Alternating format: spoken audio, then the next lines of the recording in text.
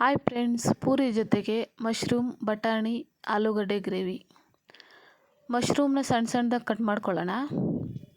ಅದಕ್ಕೆ ರುಬ್ಕೊಳ್ಳೋದಕ್ಕೆ ತೆಂಗಿನಕಾಯಿ, ಈರುಳ್ಳಿ, ಬೆಳ್ಳುಳ್ಳಿ, ಶುಂಠಿ, ಮೆಣಸಿನ್ಕಾಯಿ, ಚಕ್ಕೆ, ಲವಂಗ, ಕೊತ್ತಂಬರಿ, ಪುದೀನ ಇಷ್ಟನ್ನು ಜಾರ್ಗೆ ಹಾಕ್ಕೊಂಡು ಒಂದು ಸ್ವಲ್ಪ ಅರಿಶಿನ, 2 ಸ್ಪೂನ್ ಧನಿಯಾ ಪೌಡರ್,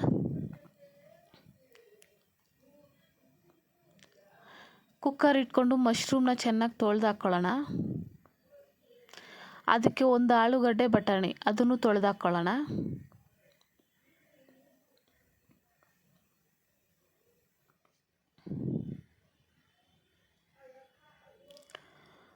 ರುಬ್ಬಿರೋ ಮಸಾಲೆ ಹಾಕ್ಕೊಳ್ಳೋಣ.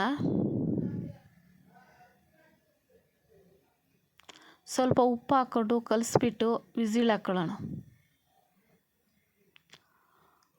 3 ವಿಸಿಲ್ ಸಾಕು.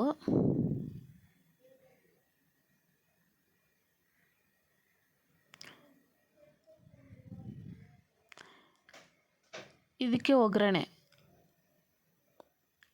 ಎಣ್ಣೆ, ಸಾಸಿವೆ, ಕರಿಬೇವು, ಈರುಳ್ಳಿ. Gravy ready.